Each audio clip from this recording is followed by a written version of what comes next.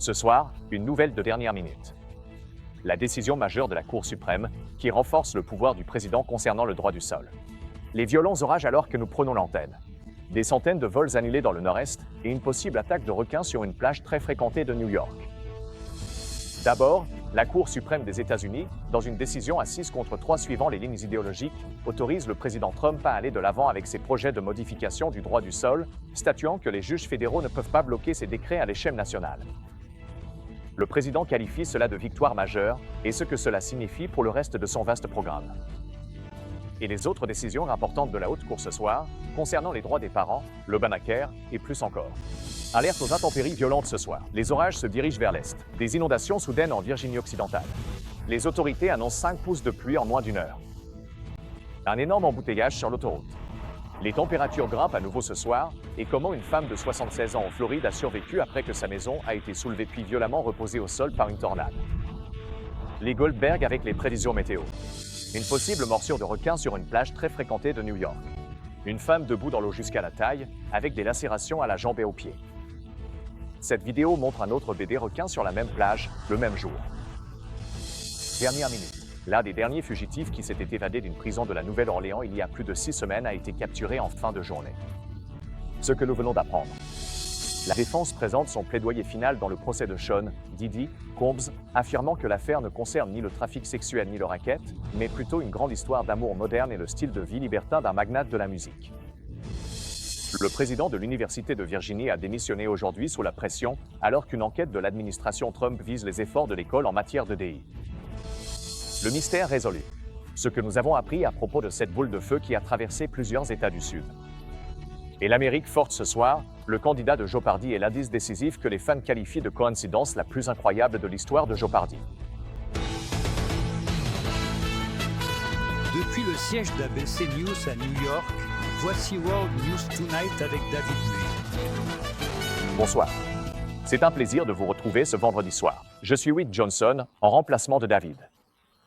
Et nous commençons avec cette décision majeure de la Cour suprême des États-Unis qui renforce l'autorité du président Trump dans une affaire concernant le droit du sol. La décision, rendue à 6 voix contre 3 selon des lignes idéologiques, stipule que les juges fédéraux ne peuvent pas bloquer à l'échelle nationale les décrets présidentiels.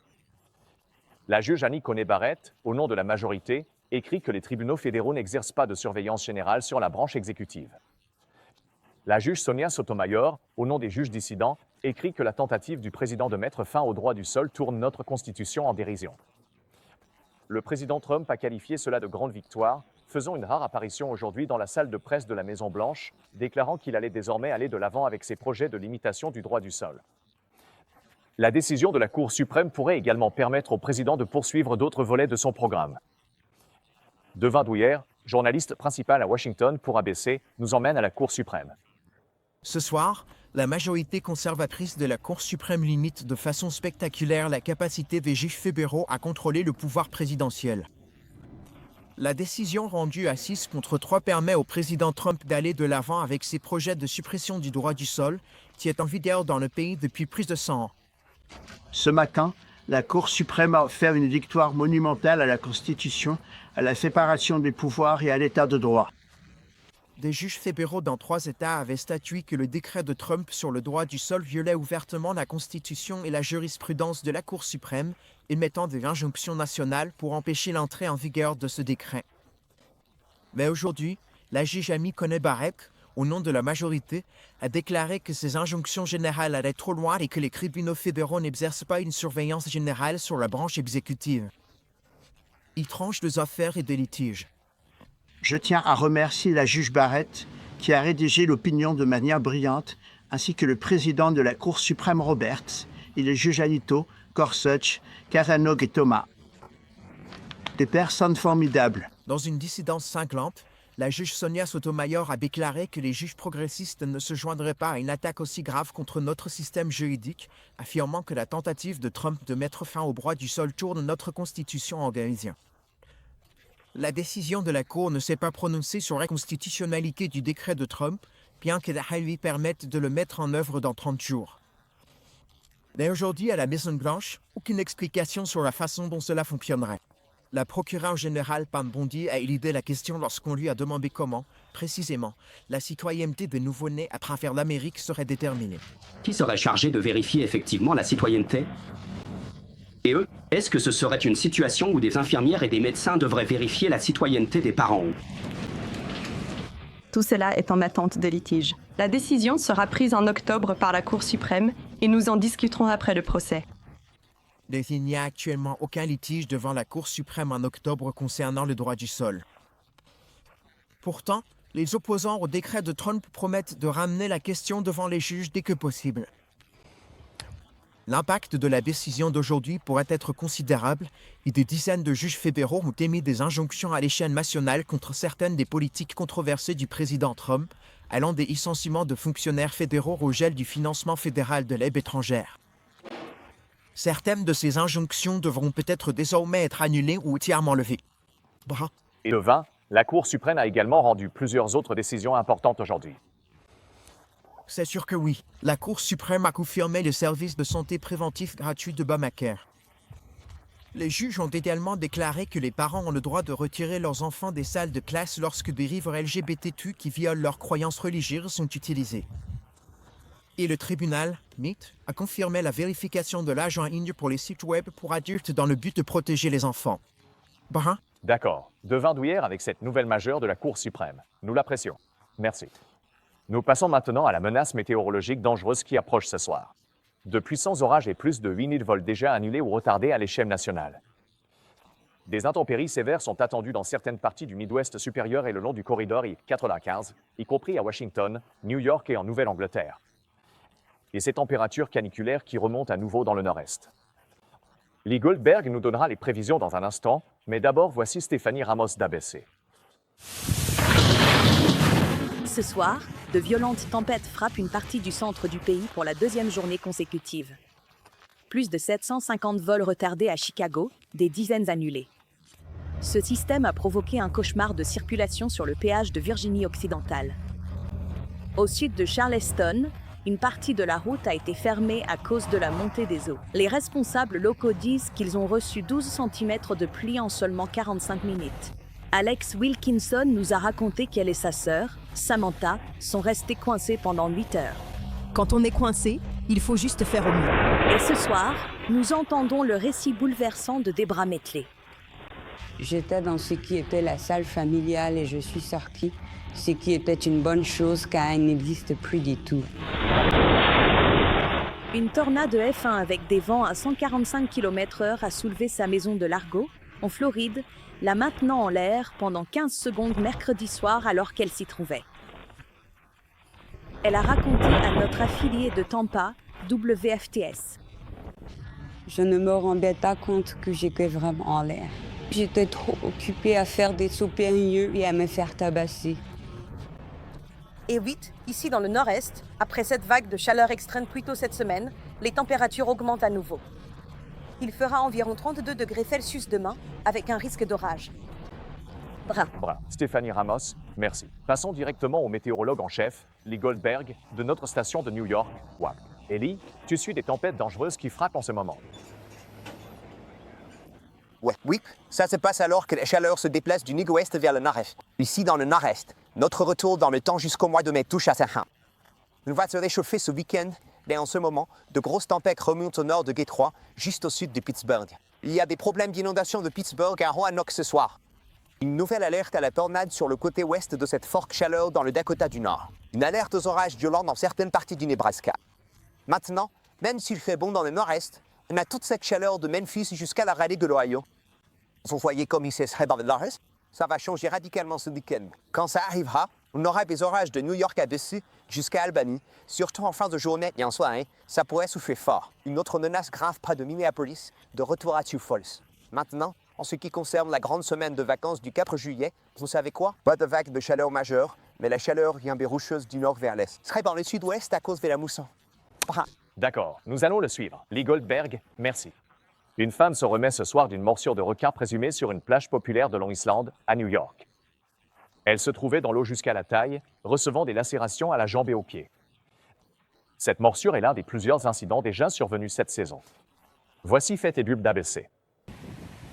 Ce soir, les autorités affirment qu'un requin-tigre des sables a très probablement mordu une femme sur la célèbre plage Jones Beach de Long Island, à New York.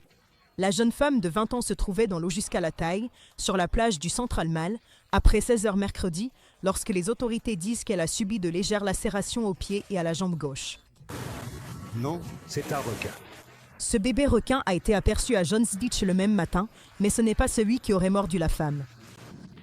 Il s'agit de la première morsure de requin suspectée dans la région de New York depuis 2023, lorsqu'un nageur avait été grièvement blessé à Rockaway Beach. Les requins-tigres des sables peuvent atteindre jusqu'à 3 mètres de long et 160 kilos. Ces requins sont connus pour fréquenter les eaux autour de Long Island en été, mais ils ne sont pas agressifs envers les humains, sauf s'ils se sentent menacés. Quelque chose de dur m'a mordu et puis a essayé de m'emporter. Il y a seulement 2 semaines, un requin a failli arracher la main de Léa Lando, 9 ans, alors qu'elle faisait du snorkeling au large de la côte du Golfe en Floride. Les radiographies montrent les dégâts. Les médecins ont utilisé des vaisseaux sanguins de sa jambe pour rétablir la circulation dans sa main. Et 8, les autorités de New York disent qu'elles ont suspendu la baignade peu après l'incident et utilisé des drones sur la plage pour rechercher des animaux marins dangereux, mais n'ont trouvé aucune menace. La plage a depuis rouvert au public. Merci Fétélud. Et la dernière nouvelle que nous suivons ce soir, un 9e détenu qui s'est évadé d'une prison de la Nouvelle-Orléans a maintenant été arrêté. Passons directement à Eva Pilgrim. Et Eva, qu'est-ce que tu apprends de plus? Eh bien, cette nouvelle de dernière minute vient d'arriver. Les autorités affirment avoir capturé Antoine Massey après 6 semaines de cavale. Voici le moment où Massey et 9 autres détenus se sont évadés le 16 mai. On les voit s'enfuir de la prison de la Nouvelle-Orléans. Leur disparition n'a pas été remarquée pendant plusieurs heures. Massey, âgé de 33 ans, a été retrouvé aujourd'hui dans une maison à la Nouvelle-Orléans. Il était en prison pour des faits de violence domestique avec strangulation, ainsi que pour le vol d'un véhicule à moteur. Des vidéos avaient circulé sur les réseaux sociaux plus tôt ce mois-ci, semblant montrer Massey, ce qui avait conduit à une descente de police ratée. 8. Il reste encore un détenu, un meurtrier condamné en fuite ce soir, mais une avancée majeure jusqu'à présent dans cette affaire. Bien sûr que oui. Eva Pilgrim, merci. Passons maintenant au procès de Sean Diddy Combs. Aujourd'hui, la défense a prononcé sa plaidoirie finale, se moquant des preuves, qualifiant l'accusation de trop zélée. Les délibérations du jury devraient commencer lundi. Voici le correspondant d'investigation en chef d'ABC, Aaron Katersky. Pendant plus de 4 heures, la défense a tenté de convaincre le jury que le procès de Sean Combs n'a rien à voir avec la traite sexuelle, le racket ou la prostitution, mais qu'il s'agit d'une grande histoire d'amour moderne, soutenant que la témoin vedette Cassie Ventura n'était pas une victime de traite, mais une femme qui aime réellement le sexe et qui a participé volontairement à des marathons sexuels avec des escortes masculins.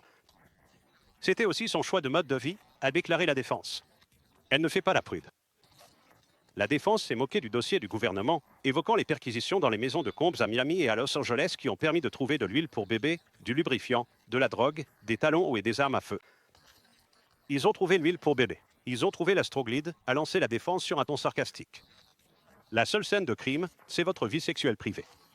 La défense a soutenu que Combs n'était pas un chef de réseau de raquettes, semant le doute sur les crimes présumés d'incendie criminel, de possession de drogue et de corruption. C'est sa vie privée. Il ne s'agit pas d'une organisation. La défense a demandé au juré de trouver le courage d'acquitter Sean Combs. Il est là, innocent. Renvoyez-le à sa famille. Mais les procureurs ont riposté, demandant aux jurés dans leur réfutation de ne pas laisser Combs blâmer les victimes et le gouvernement pour ses mensonges, ses menaces et sa violence.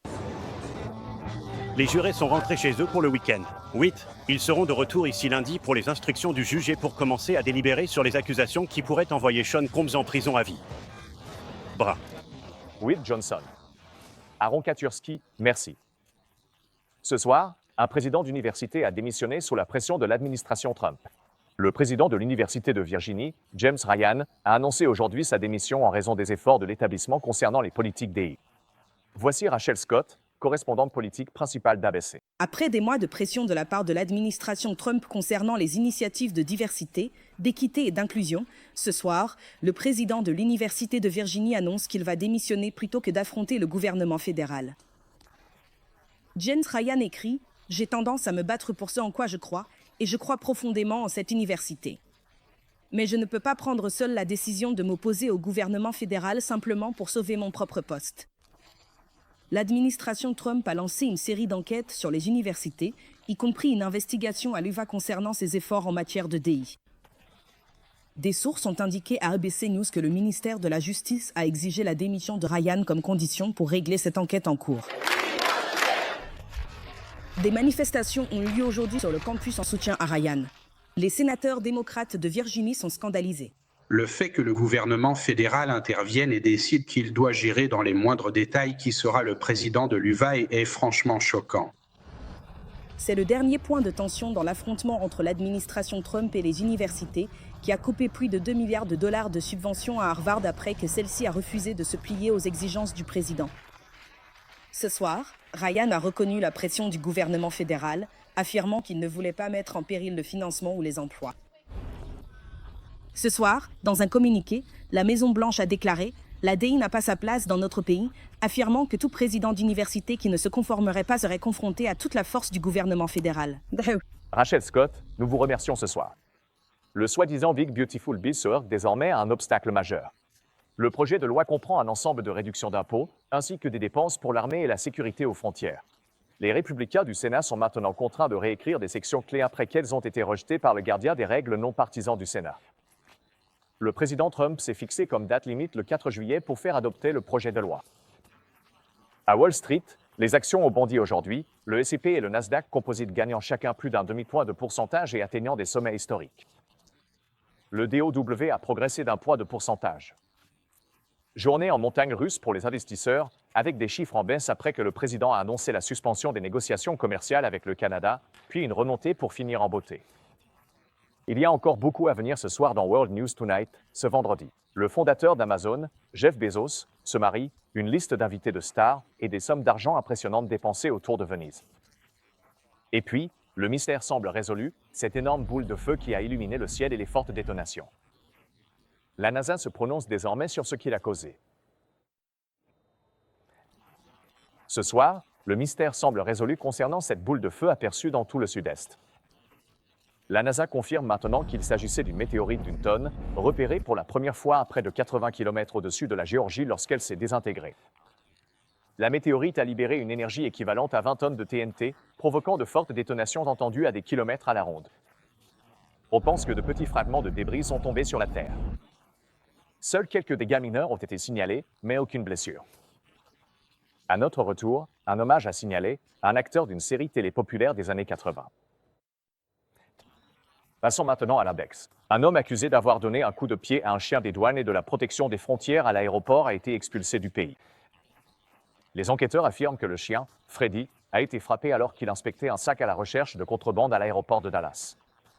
La CBP indique que les bagages de cet homme contenaient plus de 45 kg de viande et de produits interdits. L'homme, originaire d'Égypte, a été arrêté, condamné à une amende et renvoyé chez lui. Freddy a souffert de contusions au niveau des côtes, mais il se remettra complètement. Les cloches du mariage pour le fondateur d'Amazon Jeff Bezos et Lauren Sanchez. Vogue a publié une couverture numérique de Sanchez dans sa robe, juste après leur mariage. Une liste d'invités pleine de stars, dont Oprah Winfrey et Kim Kardashian. Malgré quelques protestations, le vice-maire adjoint de Venise nous a dit que ces noces pourraient rapporter jusqu'à 35 millions de dollars à la région. Et nous avons un décès à signaler ce soir. L'acteur Rick Hurst est devenu célèbre en incarnant le shérif adjoint Keith Usok dans la série Shérif, Fais-moi peur. Il a commencé à jouer à l'âge de 5 ans et lors d'une interview à la radio, il a raconté avoir tourné 146 publicités nationales en seulement 2 ans. Hurst avait 79 ans. À venir, l'incroyable coïncidence entre les candidats lors du Chinal Jeopardy. Cela n'était jamais arrivé auparavant. Enfin ce soir, Chinal Jeopardy. Et la coïncidence entre les candidats. C'est bien Jeopardy. Break time égale 0.5S. 41 saisons de Jeopardy, mais ce que vous êtes sur le point de voir ne s'est jamais produit auparavant. Ce que les fans appellent désormais la coïncidence la plus étonnante de l'histoire de Jeopardy. De Denver, Colorado, Emily Crook. Tout de suite, Emily est sur une lancée. Emily. Qui est Arizona? Droite. Qu'est-ce qu'un Jigen? Droite. Qui est Aquamarine? C'est exact. Et elle a continué. Qui est Eliva Schuller? C'est exact. Qu'est-ce que son Off Liberty? Correct. Qui est Kenison? Oui. Emily en tête, en route vers le Jeopardy final. Et puis, jetons un œil à l'indice. L'avis final. En 1896, l'épouse de cet homme, diplômée de Vassar, écrivait « On peut payer des milliers de dollars pour une copie de Shakespeare ». Les suppositions du candidat. Ce n'est pas Smith, j'en ai peur, et ce n'est pas non plus un Rockefeller. Et puis, c'était au tour d'Emily. Qui est Folger? Et c'est la bonne réponse. Tu es la championne de Jeopardy, Emily, avec 13. Emily remporte la victoire. Et pendant que le générique défilait, on voyait Emily et l'animateur Ken Jennings discuter, Ken ayant l'air surpris. C'est à cause de ce qu'Emily venait de révéler. Elle est une parente éloignée de la bonne réponse. En fait, elle porte le nom de l'épouse mentionnée dans l'indice, Emily Folger. Ce soir, Jeopardy partage ce qui s'est passé dans les coulisses. Répète-le, Emily. C'était mon arrière-arrière-grand-tante Émilie. Emily Folger, celle que nous avons mentionnée dans l'indice. Oui. Est-ce la personne dont vous, Emily, croque-portez le nom? Oui, c'est... Ouais. Ouah. Et nous rejoint ce soir, Emily sur le moment. Rien n'aurait pu me préparer au moment où je verrais un indice de Jeopardy final. Sur ma famille. C'était l'expérience la plus irréelle de ma vie. Emily partage ses photos de famille avec nous. Emily avec sa mère, l'arrière-arrière-petite-nièce d'Emily Folger et la grand-mère d'Emily, qui s'appelle aussi Emily. Ce soir, Emily et son message. Inutile de dire que je suis encore en train d'assimiler la coïncidence la plus étrange de ma vie. Merci à Jeopardy, à la communauté Jeopardy. Et à tous ceux qui aiment apprendre et explorer le monde qui nous entoure. Oh, on adore vraiment ce moment. Je suis Whit Johnson à New York. Merci beaucoup de nous avoir regardés. Bonne nuit. David Muir, le journal télévisé le plus regardé d'Amérique. Et maintenant, World News Tonight d'ABC a remporté l'Emmy du meilleur programme d'information en direct pour la 3e année consécutive. Merci de faire de World News Tonight avec David Muir le journal télévisé le plus regardé d'Amérique.